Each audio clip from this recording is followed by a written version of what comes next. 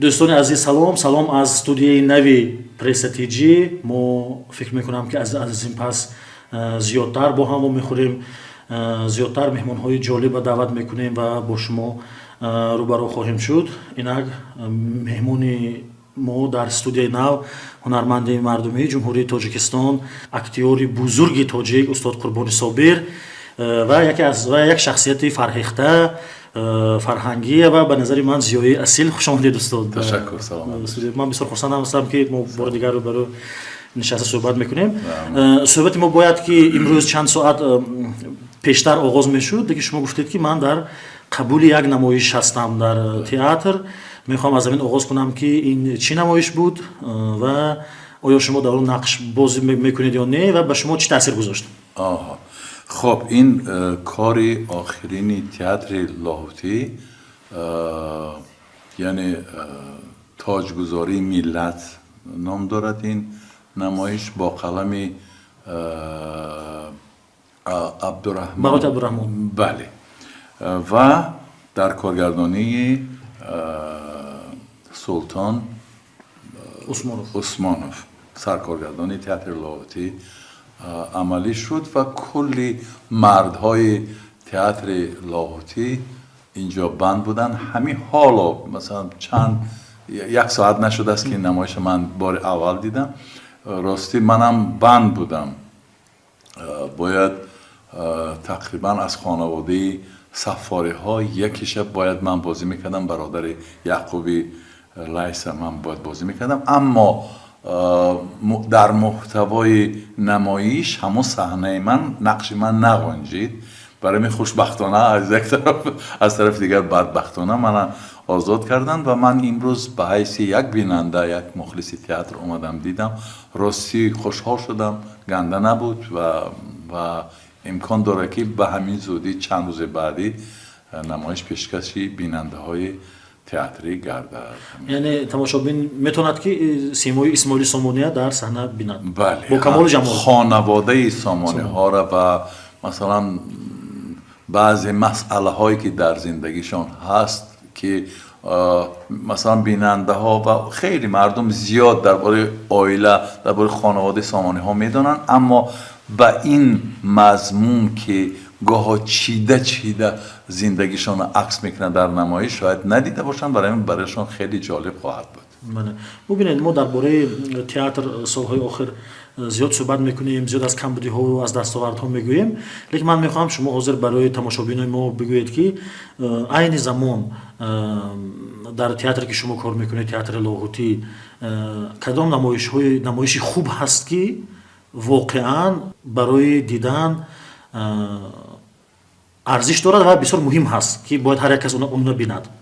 خب بیشتر پس ما به خودم اجازت میتونم بگم که نمایشی که فرض کردیم من خودم بازی میکنم از قبیل فردوسی، بازم در کارگردانی سلطان عثمانوف، از روی رمنی استاد اولوزاده فردوسی، همنامی فردوسی نمایش هست که میتونن بیاین ببینن و هم یک نمایش دیگری هست خیال میکنم که همه ندیدن. این خونخوار تاراسی نام دارد با قلم عزیز نیسینی، نویسنده دراماتورگ ترک.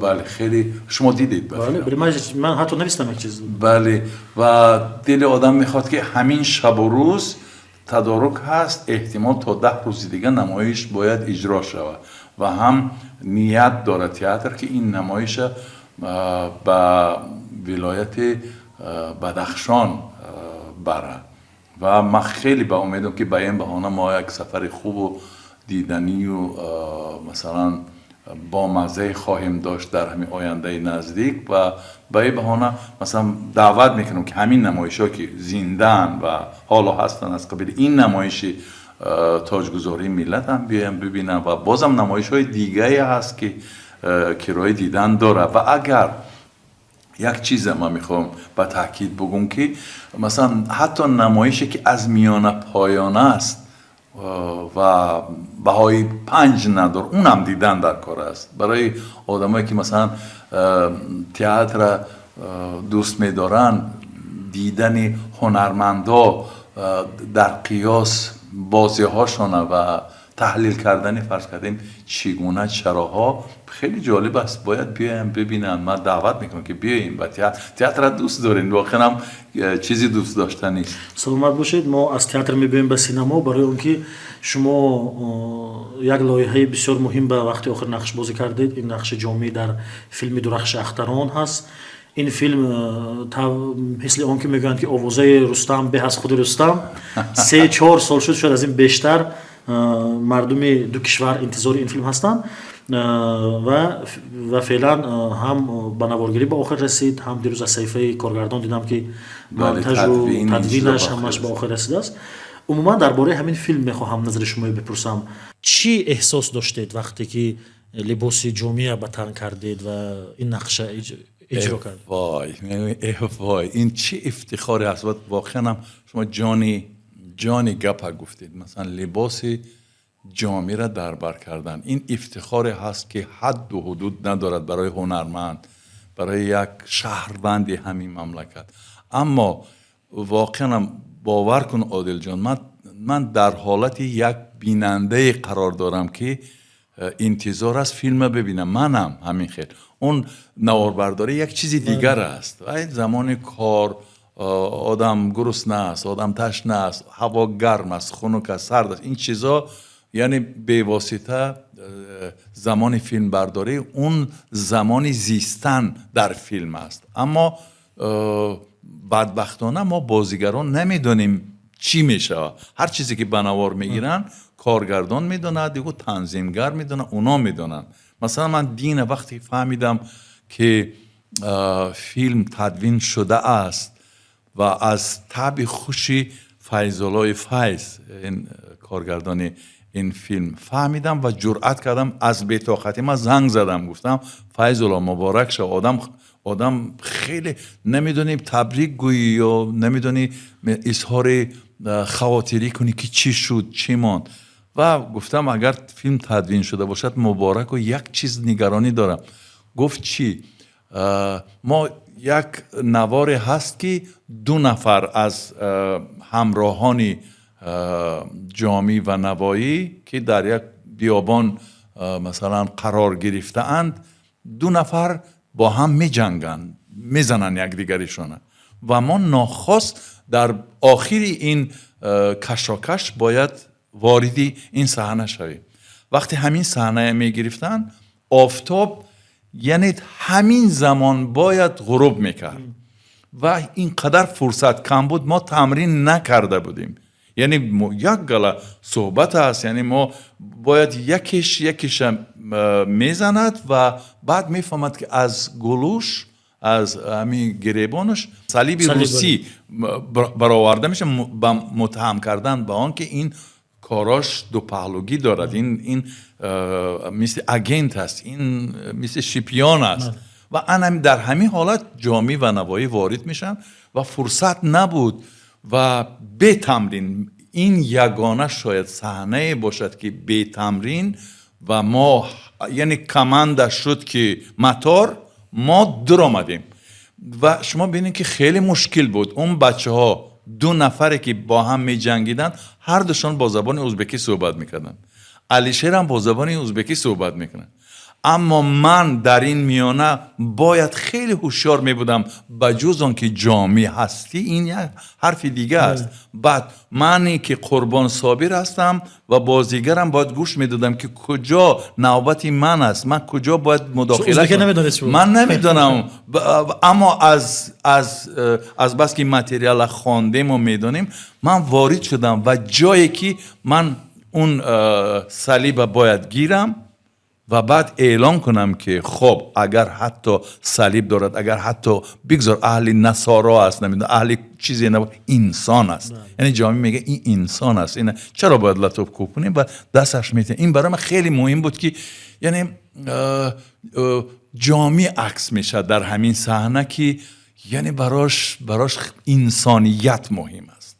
و خواطریم همین بود که گفتم فیض‌الله همین صحنه هست یا بسیار وقت در این خیلی حالت ها حذف میکنن میپرتاین میگن که نشد آفتاب است یا کیم چیزی مثلا در صحنه یکم بکلشکا مینماید یا در یه چیزی خلال میرساند بعد اینا میگیرن میپرتاین صحنه خوبم میپرتاین.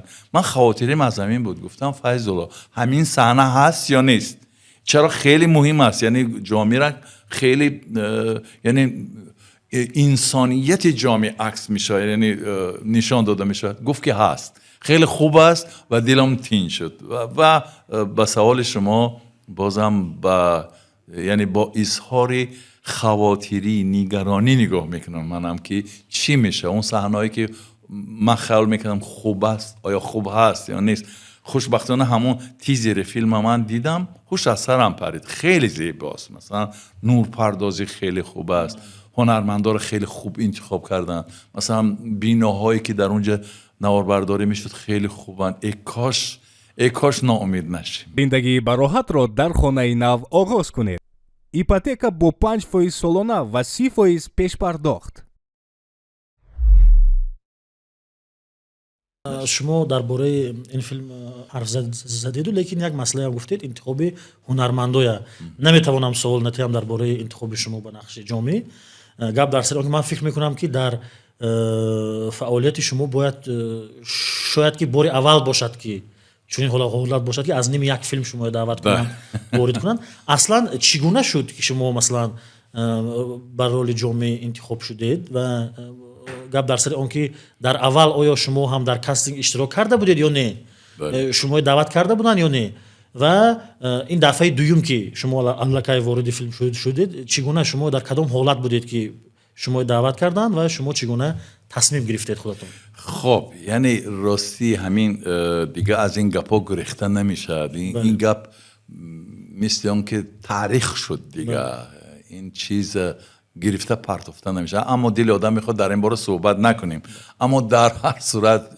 لازم است که بگیم من دوباره وارد نشدم من یک باره وارد شده بودم چرا تا زمانی که فرض کردیم فیلم برداری و انتخاب هنرمندا بود یعنی من میدونم که برای بازیدن نقش جامی تست دادم یعنی از من تست گرفتن برای بازیدن نقش جامی دیگه خبر ندارم چی شده چی موند اینا را همه دیگه هم میدونن خب من بخبرم اما زمانی که هنرمندا را اعلان کردن برای من اعلان کردن که من اوزون حسن گفتنی شاهی استرآباد باید اجرا کنم و وقتی که دیدم خیلی نقش خوب است البته حیران شدم که چرا من جامی نیستم چرا میدونستم که برای جامی بازیدن نقش جامی خب خیلی چی بود یعنی من آماده بودم راستی من مثل پام در مروت ترمز است میگم یگان حرف ناجان نزنم خب بازیدن نقش فردوسی به من امکان میداد که یعنی نزدیک باشم به جامی و یک زمره کارهای تا این زمان کردگیم یعنی به من حق میداد انتظار شوم که نقش جامی اما وقتی که نشد اعلان شد که من اوزون حسن هستم تمام من مراسا کردم دیگه هیچ چیزی رد دیگه نکردید بله رد نکردم و دیدم که خیلی نقش خوب است و ناگفتنم این منبر خیلی منبر مهم است این نقش یعنی نواربرداری شده است هر کسی که کنجکاو باشه میتونه ببینه که چه نقش زیبا من خیلی کارم خوب بود در اون نقش همگی 5-7 روز ما نواربرداری بود و در دوشنبه در پاویلیون تاجیک فیلم نواربرداری شد و من تمام وجود من هر چی که داشتم فشرده در این نقش گذاشتم و چرا در یادم مانده است برای که همین نواربردارای ازبکستانی که خیلی حرفه‌ای‌اند اون بچه‌ها زمانی روزی که کاری مثلا اوزون حسن انجام شد و یا من گرفته آغوش میکردن و میگفتن که حیف که شما را در ازبکستان همین گونه که حالا ما میدانیم نمیدونن وگرنه در سر شما بازار میشد بعد این حتی من ریش خودم بود تا اون زمان ریش خودم بود ما کارهای دیگه هم داشتم بعد این وقتی که فیلم برداری من انجام شد خیلی با حشمت و زیباگی و تمامی کارمندای این فیلم جمع شدن، کف زدن و من گسیل کردن. ما رفتیم خوش و خرسند. یعنی من هیچ در حتی یگان خیالم یگان چیزی دیگه هم نبود. یعنی من بسیار افتخار میکردم که در این فیلم تاریخی نازنین با اسم جامی و نوایی یک کاری هم ارزشمند کردم. بعد من رفتم دنبال کارم. خب خلاصه دیگه قصه همین خیلی شد که با من دوباره دعوت کردن، گفتن همین خیلی. کی شما دعوت کرد به فیلم؟ من در تهران بودم. من گاگو فوتبال هم بازی میکنم، اگر عادل جان خبر داشته باشی. کاپیتان کمانده بازیگرای هنرمند تاجیکستان هستم. البته افتخاری.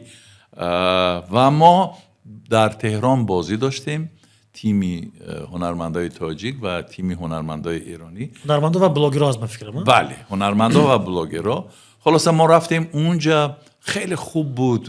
خوشبختانه این حالا که ایران میگویی آدم تبش خیره میشه، اون وقت خیلی خوب بود و تماشاش و دوستام آمدن و در همین شب و روز به من زنگ زدن و خیال میکردن که من در دوشنبه هم. گفتم نه، من در تاجیکستان قرار ندارم و گفتن که هر چیز زودتر شما پیدا شوین در تاجیکستان. خلاصه من آمدم و بعد پیدا شدم و ما رفتیم دنبال نواربرداری و خلاصه بعد من به زنگ زدن، گفتن که استاد شما باید روزی دیگه باید خوجند روی.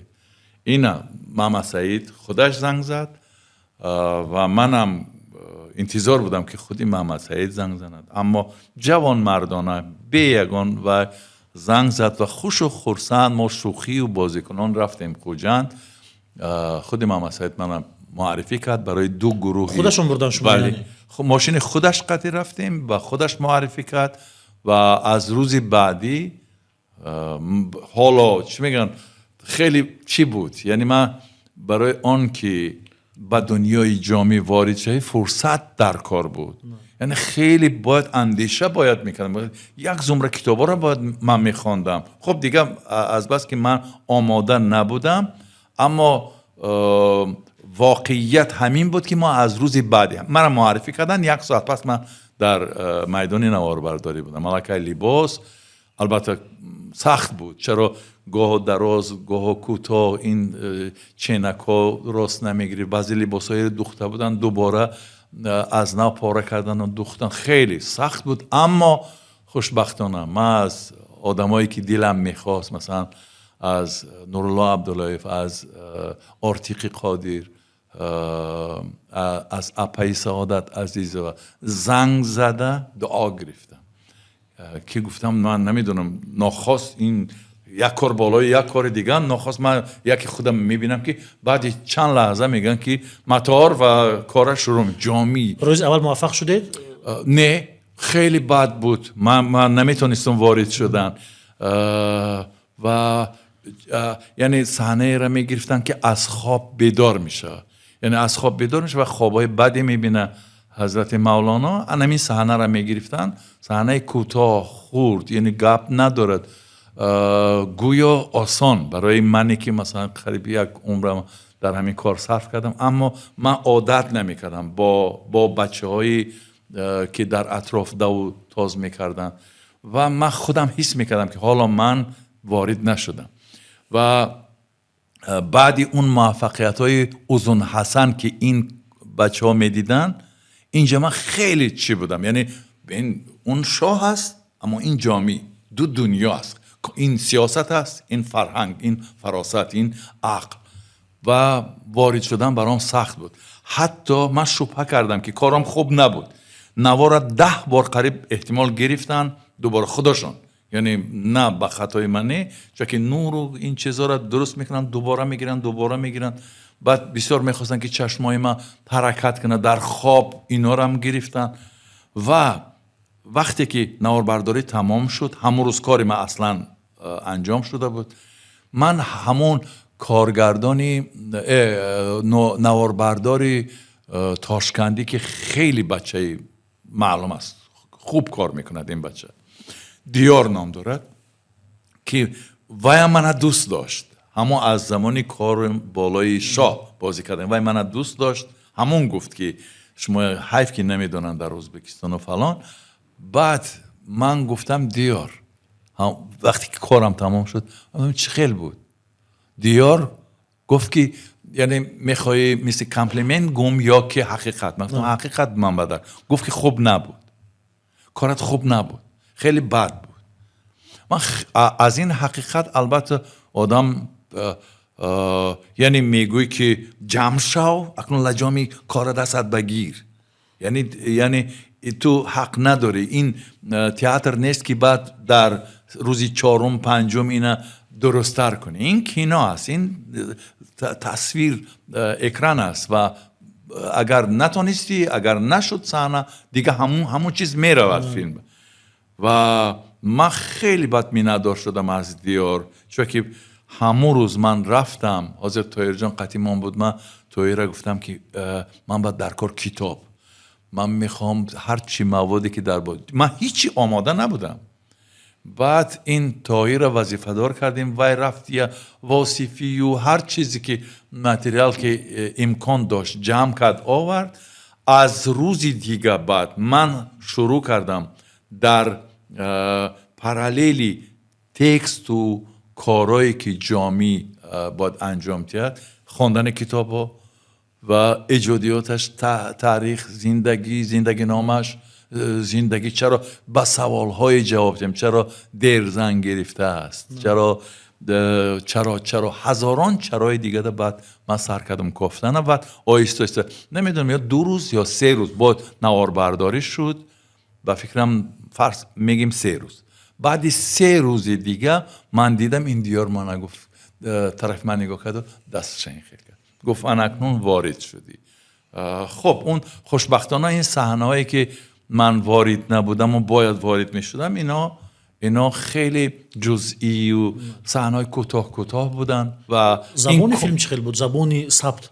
زبانش یعنی من با زبانی تاجیکی صحبت میکردم، مثلا نوایی با زبان ازبکی صحبت میکرد و هر قهرمانی که در میان می آمد اگر تاجیک باشد تاجیکی، اگر ازبک باشد ازبکی صحبت. این خیلی تجربه هم شاید در فیلم آفری کم هست نه، با 2 زبان ثبت شود. این تجربه از همه تجربه کلان در دنیا هست. یعنی در گالیوود و در همه جا وقتی که فرض کردیم اگر مبادا خدا همیشه من دعوت کنن، من زبانی فارسی قطعی گپ میزنم، زبان تاجیکی قطعی گپ میزنم، بعد ترجمه میشه. این تجربه را من بارها داشتم. مثلا هر باره که من ازبکستان می اومدم، مثلا که رستم سعدی گفتن یک کارگردان دارن، یک فیلمای همین روزمره خیلی خوب بران و مرانی چیزای میگیرد، مشهور است بسیار. من دعوت کرد برای بازیدن یک نقش، یک تاجیر، و من آمدم تاشکند و دیدم تکستای کلان من متن روسی دادن. من دیدم خیلی مشکل است. خب دیگه از بس که این شب و روز ما روسی گپ نمیزنیم و دیگه فقط زبان تاجیکی سر و کار داریم، مشکل است. اکسنت یعنی مرکزنک گفتن این چیزا خیلی مهم است. من گفتم خنده خریش نشود. من گفتم رستم آیا امکان داره که من اینو ترجمه کنم و تاجیکی خطی گم همین حرفا؟ و گفت که انگلیسی صحبت کن، فرق ندارد، فقط چیزی که هست اون حرفا را گپ بزن. برای من این تجربه خیلی زیاد است. اما اگر هستن هنرمندی که تجربه نداشته باشد، اگر دیگه گوشش 4 طرف میشد که گپش آمد نامد. مثلا ما 2 سال پیش فیلمی خیتایی بود، یک فیلمی چینایی بود، ما رفتیم و من صحبتام فقط میکردم با وای فارسی خودم تاجیکی، اما اونجا از بس که گپ زیاد است و همه چینایی گپ میزدن، چند روز عذاب کشیدیم. واقعا هم نمیدونی که نوبت رسید همون گپ، چون که وای هر چی که میگن نافهمه است. بعد میانی ما و یک شرط شد، گفتیم که یک چیزای اشارتی فرض کردیم. گپی من وقتی سر میشد که مثلا من میبینم همبازی من اینه میقپد، انا همون وقت گپی من است من میدونم. بعد میانی من و اونا چی شد گفتگو شد. یعنی قرار دادیم که مثلا دست شمیخه کرد، معلوم است که چه که 10 کس گپ میزدن اونجا جنجال است که چه میان اون گپا و من باید گپ زنم و وقتی که دستی اون همبازی من این خیلی شد، من میگم که نوبت من رسید، من خوش میشم. هم خیلی چیزا هست که یعنی معمول است، یعنی معمول است، این در دنیا خیلی معمول. دیگر چیزی میخوام پرسم که اون نقش اوزون حسنی که شما بازی کردید کی بازی کرد بعدا؟ ما گفتن ممکن است قطعه محمد سعید شایان ایواز کردیم، یعنی محمد سعید بازی کرد اوزون حسن که خیلی زیبنده بود. اون لباسایی که فرض کردیم من میپوشیدم، من غرق میشدم در این لباسایی، در این شهامت اوزون حسن. من میده‌تر هستم و این همین لباسا رو وقتی محمد سعید پوشید، یعنی با یک وجه دیگه از پایان شهامت قد و بست. بله، برای همین ما میتونیم بگیم که ایواز شد. استاد ببینید، ما درباره جامعه نوایی وقتی صحبت میکنیم گناه میشود که من از شما خواهش نکنم که غزل جامعه نخونید برای تماشابینای ما. خب پس قرارمون این خیلی میشه عادل جان، من فرو نمیرم در غزل، فقط یک کاری که سطحی میخونم. چرا این خیال میکنم که در ادبیات ما مثلا من زیاد حضرت رومی را از یاد میدونم، من خیلی زیاد حافظ، خب فردوسی که دیگه خیال میکنم که خیلی به من نزدیک است. اما یک غزلی، همین غزل مرثیه حضرت جامی بسیار وزنین است، بسیار اندوهگین است. اگر اجازتی که من هم سطحی بخونم میخونم، اگر نه اگر سطحی، ولی به هر حال احساس شما تماشابین درک کنن و کم خودشون در فضای فیلم جامعه نوایی احساس بهتر میشه. برای همین خودتون هر طوری برای شما موافق است بخونید. بله خب دیگه من یعنی 50%. بله. ریختی خونی دل از دیده گریان پدر، راه بر جان پدر نامدت ای جان پدر، صد ره از دست اجل سینه به ناخن کندی، گر نیفتادی از این رخنه در ایمان پدر. نوبهار آمد و گلها همه رستند ز خاک، تو هم از خاک برآ ای گل خندان پدر. جان خود بیدهد و جانی تو عوض بیستاند، جان خود بیدهد و جانی تو عوض بیستاند، گر بودی قابض ارواح به فرمان پدر. شد مرا دیده چو یعقوب خدا را بفریست، شد مرا دیده چو یعقوب خدا را بفریست. بوی پیرهنت ای یوسف کنعان پدر، بوی پیرهنت ای یوسف کنعان پدر. همچو گل گر بزند چاک گریبان حیات، همچو گل گر بزند چاک گریبان حیات، دست خاری سر خاکی توی و دامان پدر. خواب دیدت که دل جمع پریشان کردی، خواب دیدت که دل جمع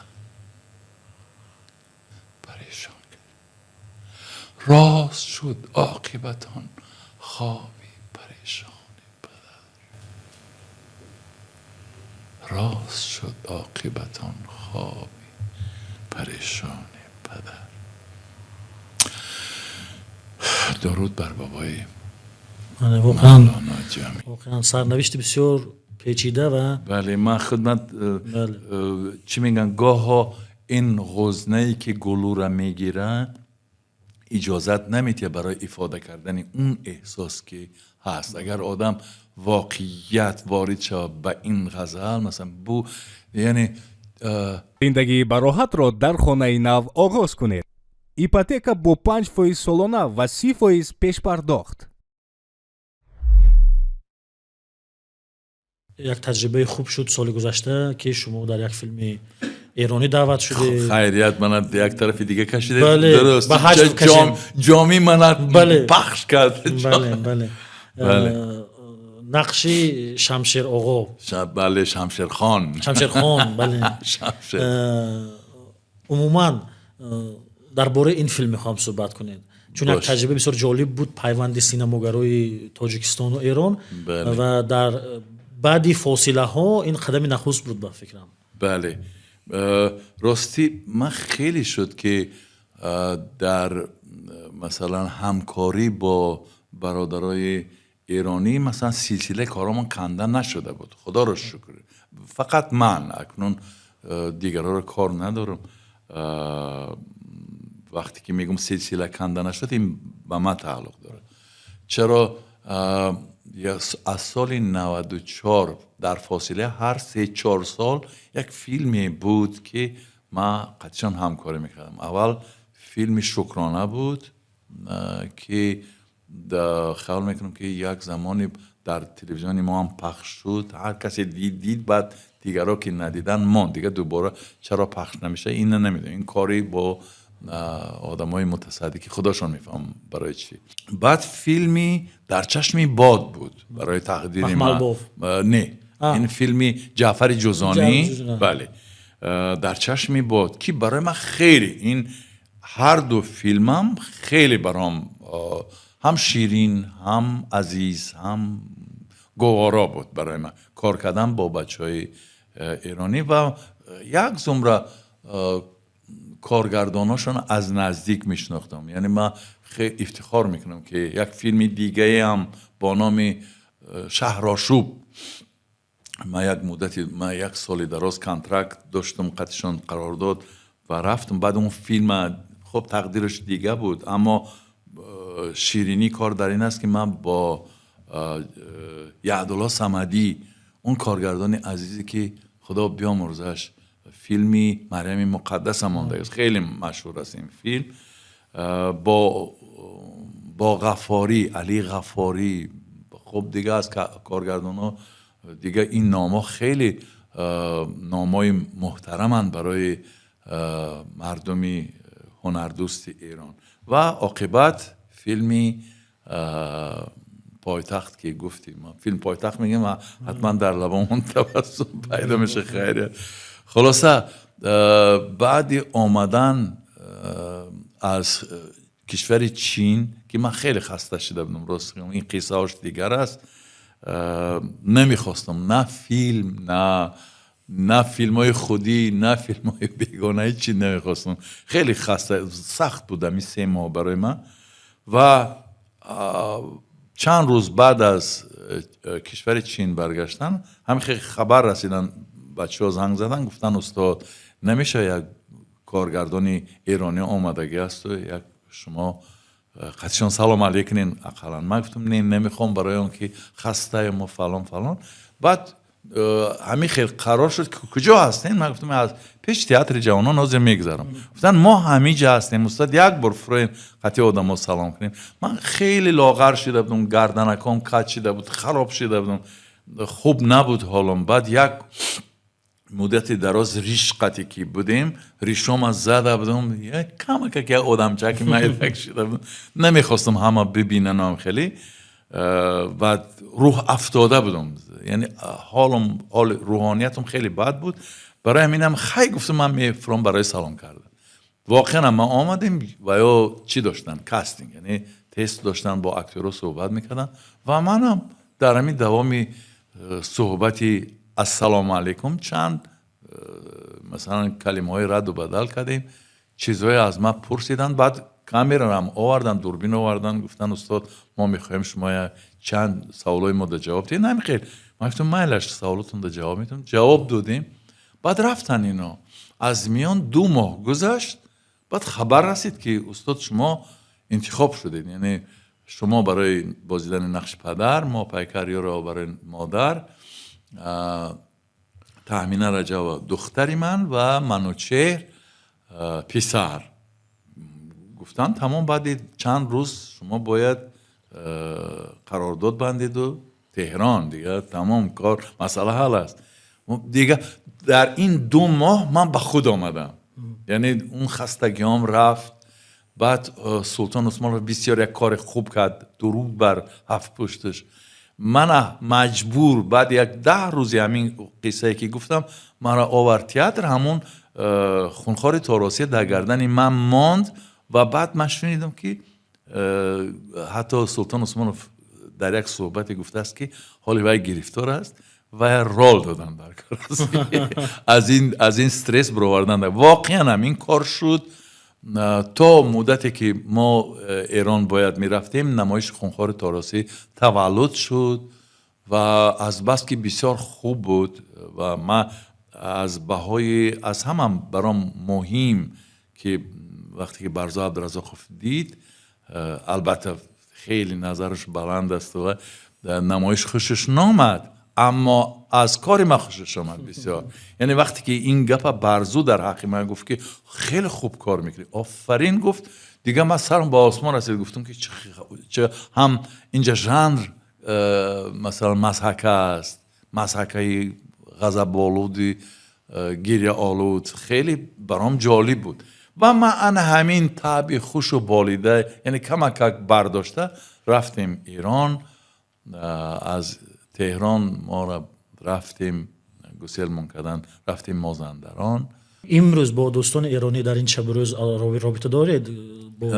من راستی با علیرضا نجف‌زاده اونم یک پیام میتیه و ما در سری وقت نمیتونیم، چرا اینترنت قطع است برای اونا، اما پیام میتیم برامون و من دوستان خیلی زیادن در اونجا. خوشبختانه این از همه چیز خوبم است که خیلی دوستان زیادن.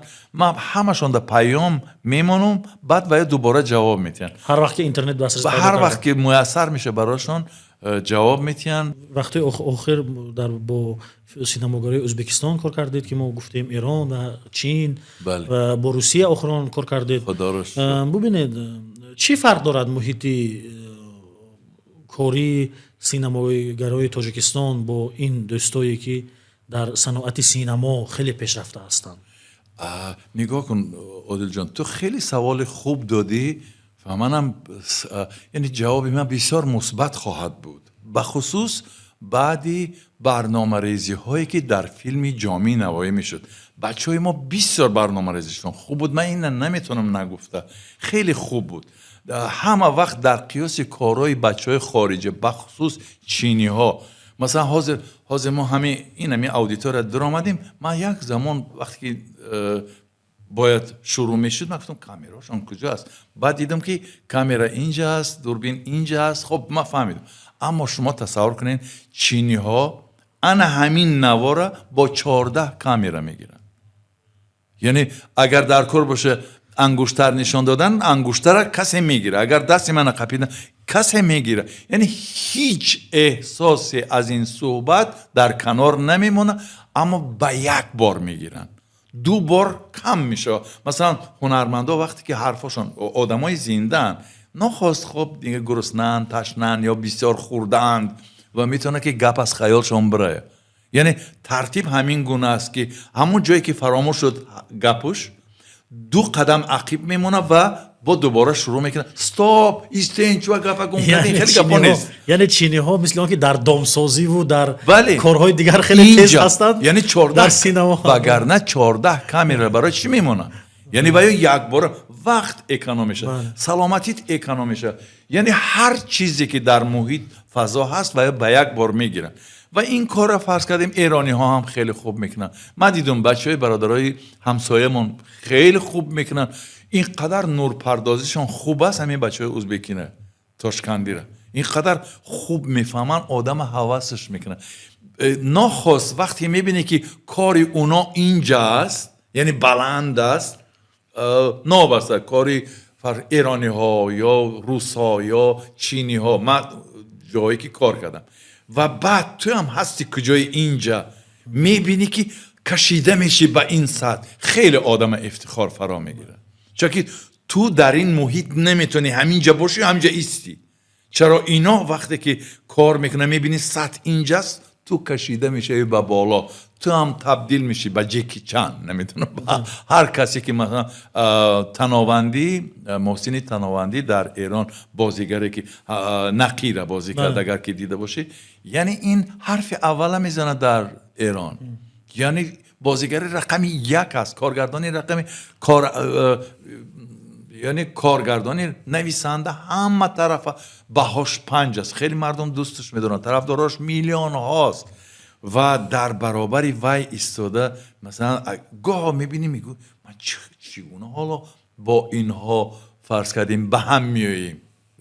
ما مثلا از روی تجربه‌ام خب دیگه دروغ نیست که خیلی شد کار میکنیم، اما اینجا منوچهر بود که ماه پیکر بار اول در ایران مثلا پیش دوربین میرفت، تخمینم همین گونه و ما هم برای خودم میلرزیدم هم برای اینا، بخصوص برای منوچهر در صحبت با من گفت که چاپ شده است، گفت که برای من بسیار مهم بود دستگیری استاد. بله. هر لحظه بله. که من وارد نمیشدم یا هراس داشتم، بله من جو دعوت میکرد جیغ میزدند و کاش که اگر این گپا گفته و در باشه صحبت هم هست. بله خدا رو شکر. درباره سطح صحبت میکنیم و یک سوال نمیخواستم تیم ولی میتیم درباره شما وقتی هنرمندا و رژیسورهای حرفه‌ای حرف میزنن با یک نقش شما اشاره میکنن و نقطه نظرها گوناگون هست. این فیلم خسوری من هست، سلسله فیلم خسوری من هست که شما در اون نقش بازی میکنید. من راستی همه فیلم ندیدم ولی جا در اینترنت میبینم همون لحظه هایی که شما رئیس بانک هستید به فیلم، بله. اون خدای شما وقتی که قرضش میپرسد تلفن رو به دست شما میتیم. ما همین از اون چیزهایی که کوتاه در شبکه‌های اجتماعی پخش میشد میبینم که فیلم اونقدر بد نیست ولی نظرها مختلف هست. اما نظر خودتون درباره همین فیلم چی هست؟ خب سلسله فیلم خسوری من نگاه که عادل جان گپ در سر این که خب یعنی گاه ها در کوچه ها حتی من از گریبانو میگیرن که آیا جای شما همونجا هست که باید نباشین شما، خیلی به اصرار میگن بعضی ها و شاید تا درجه حق باشن، اما از این منبر محال استفاده میکنم که با منم کمک حق تین، یعنی این اول کار ایجادی است.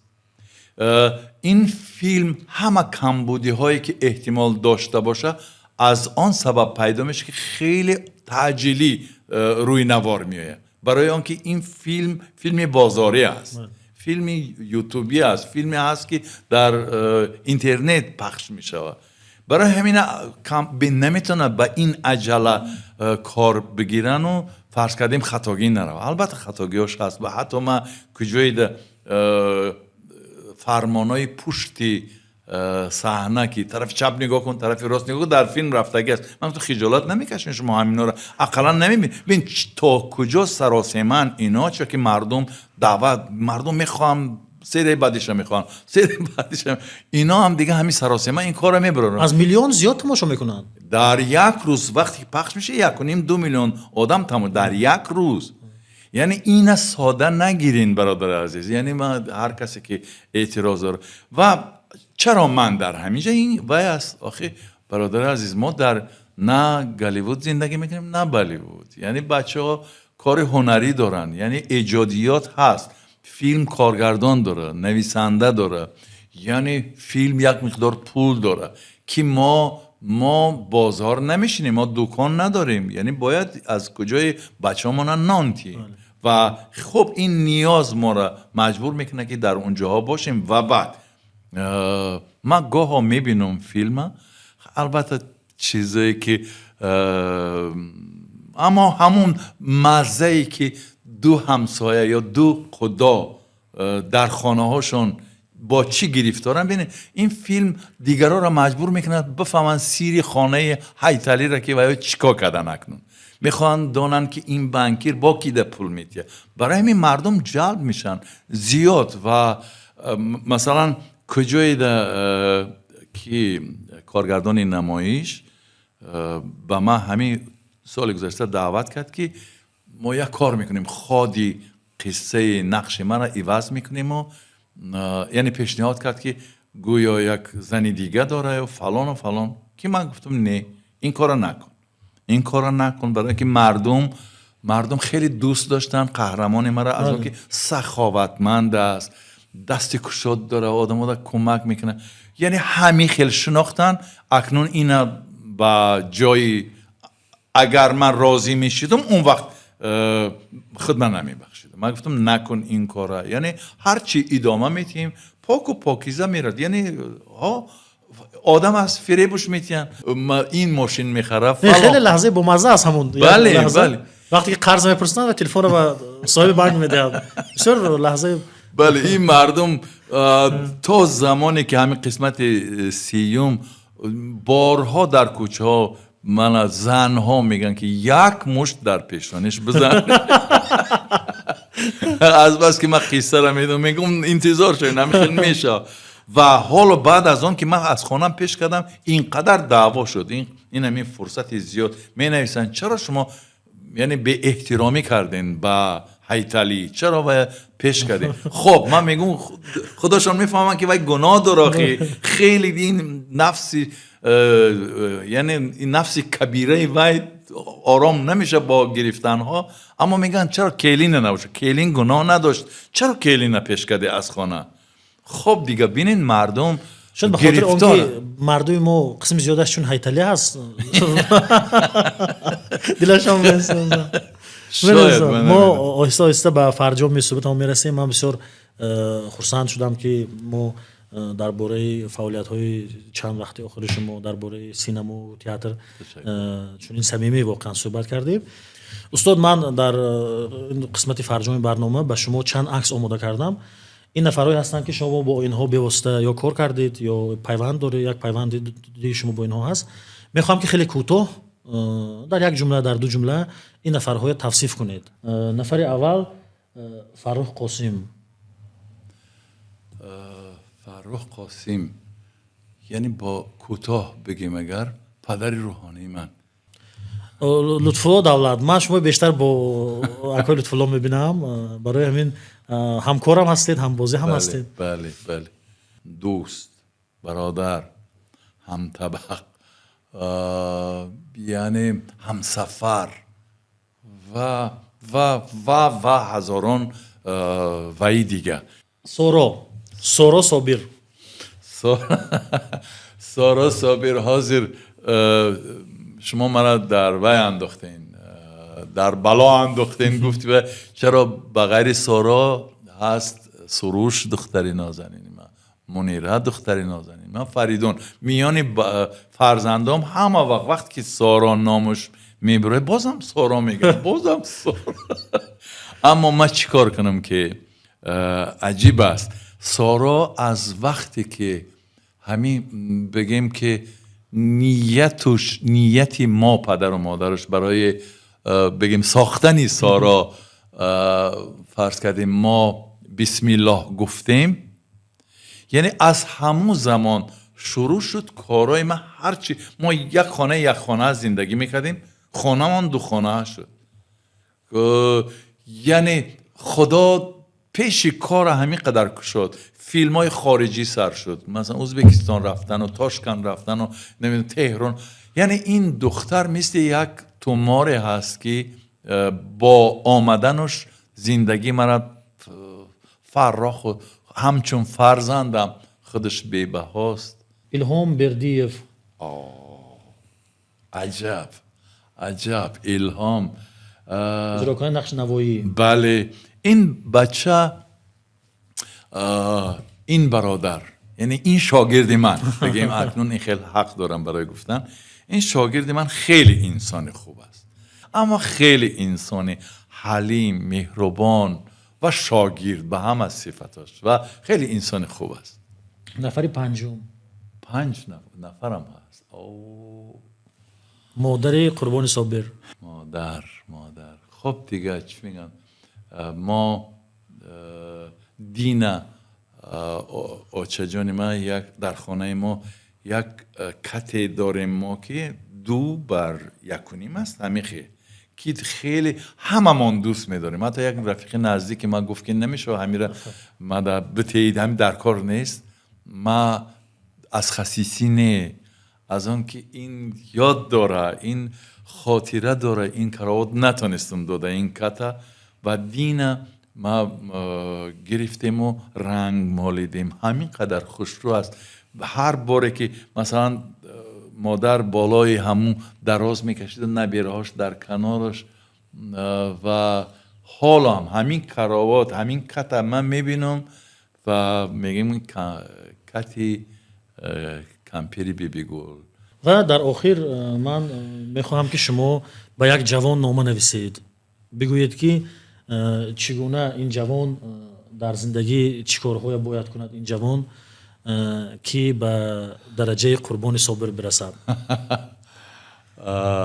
به این جوان اول احتمال گفتن در کار که عزیزم تو در خدمت مادر وطن هستی. حالا در کجا خدمت مادر وطن؟ در تیفلیس، در تبلیسی، در کافکاز.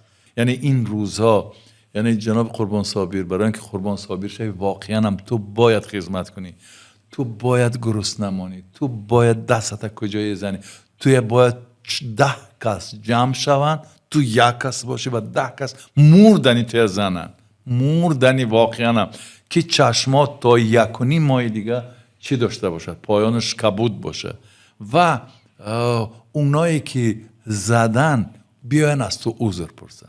یعنی این مکتب باید گذری آشنا برای آنکه بعد آهسته آهسته یک روز این حرفا را از این بلنده سین سالات با اون طرف نگاه کنی گپ زنی. استاد عزیز تشکر که دعوت ما پذیرفتید، تشکر که به استودیوی نو ما اومدید و در این استودیو اول با شما صحبت کرده هستم و امیدوارم که به همه آرزوهاتون برسید.